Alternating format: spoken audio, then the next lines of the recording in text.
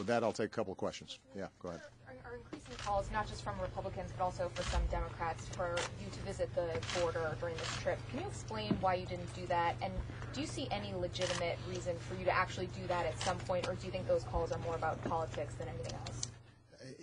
You know, Jay Johnson has now visited, at my direction, the border 5 times. He's going for his 6th this week. He then comes back and reports to me extensively on everything that's taking place. So there's nothing that is taking place down there that I am not intimately aware of and briefed on. This isn't theater. This is a problem. I'm not interested in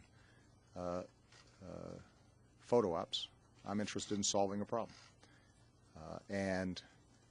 Those who say I should visit the border, when you ask them what should we be doing, they're giving us suggestions that are embodied in legislation that I've already sent to Congress. So it's not as if they're making suggestions that we're not listening to. In fact, the suggestions of those who work at the border, who visited the border, are incorporated in legislation that we're already prepared to sign the minute it hits my desk. There's a very simple question here, and that is Congress just needs to pass the supplemental.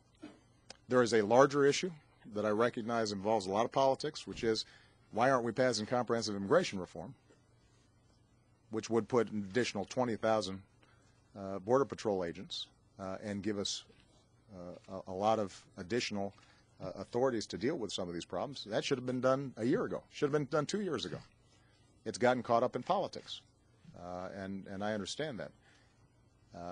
One of the suggestions I had for Governor Perry was that it would be useful for my Republican friends to rediscover the concept of negotiation and compromise. The governor's one concern that he mentioned to me is that setting aside the supplemental, I should go ahead and authorize having National Guard troops surge at the border right away. And what I told him is we're happy to consider how we could deploy National Guard down there, but that's a temporary solution. That's not a permanent solution. And so why wouldn't we go ahead and pass the permanent solution, or at least a longer-term solution? And if the Texas delegation said, for us to pass the supplemental, we want to include a commitment that you're going to send some National Guard early, be happy to consider it. So this should not be hard to at least get the supplemental done. The question is, are we more interested in politics, or are we more interested in solving the problem? If we're interested in solving the problem, then there's actually some broad consensus around a number of the issues. There may be some controversies and differences between Democrats and Republicans on some of the policy issues, but on a whole bunch of this stuff, there's some pretty broad consensus. Let's just get that done. Let's do the work. Mr. President, did the governor give any indication that he would ask the Texas delegation to get behind the supplemental? And it sounds like you are concerned that the supplemental will fall victim to partisan politics. Well, I think it's fair to say that these days in Washington, everybody's always concerned about everything falling victim to partisan politics. You know, if I sponsored a bill declaring apple pie American, it might fall victim to partisan politics. I get that. On the other hand, this is an issue in which my Republican friends have said it's urgent and we need to fix it. And if that's the case, then let's go ahead and fix it. As I indicated, Governor Perry, you know, he suggested, well, maybe you just need to go ahead and act, and that might convince Republicans that they should go ahead and pass the supplemental. And I had to remind him, I'm getting sued right now by Mr. Boehner, apparently, for going ahead and acting instead of going through Congress. Well, here's a good test case. This is something you say is important, as I do. This is an area that you have prioritized, as I have. Don't wait for me to take executive actions when you have the capacity right now to go ahead and get something done. I will sign that bill tomorrow. We're going to go ahead and do what we can administratively, but this gives us the tools to do many of the very things that Republicans are seeking. At the same time, I will just repeat that if we got a comprehensive bill done, it doesn't just solve this problem for a year. It solves it potentially for 20 years.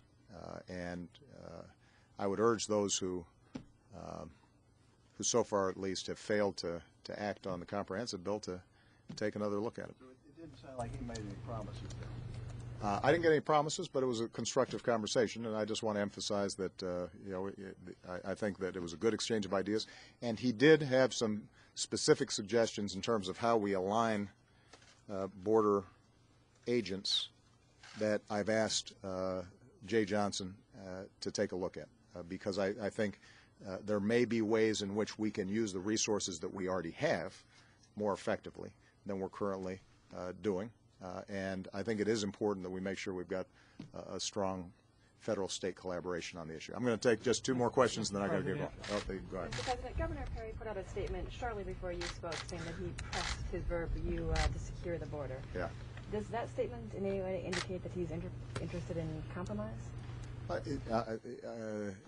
I'm interested in securing the border. So as I explained, as far as I could tell, the only disagreement I had with Governor Perry is that he wanted me to go ahead and do it without Congress having to do anything. We'll do what we can administratively.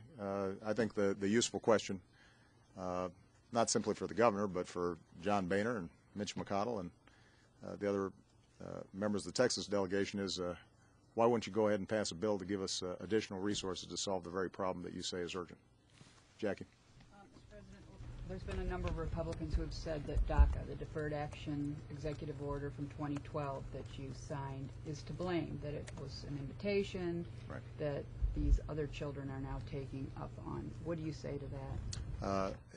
If you look at the pattern of immigration into our country, we are at actually a significantly lower level in terms of overall immigration flow, illegal immigration flow, than we were when I took office. I think that the challenge we have that has really caused a spike is the significant security challenges in these Central American countries themselves, and the fact that you've got smugglers who are increasingly recognizing that they can make money by transporting these folks, often in very dangerous circumstances, to the border, and taking advantage of the compassion of the American people. Recognizing that we're not going to simply leave abandoned children who are left at our doorstep, but that we've got to care for them and provide them some basic safety and security while we determine where we can send them.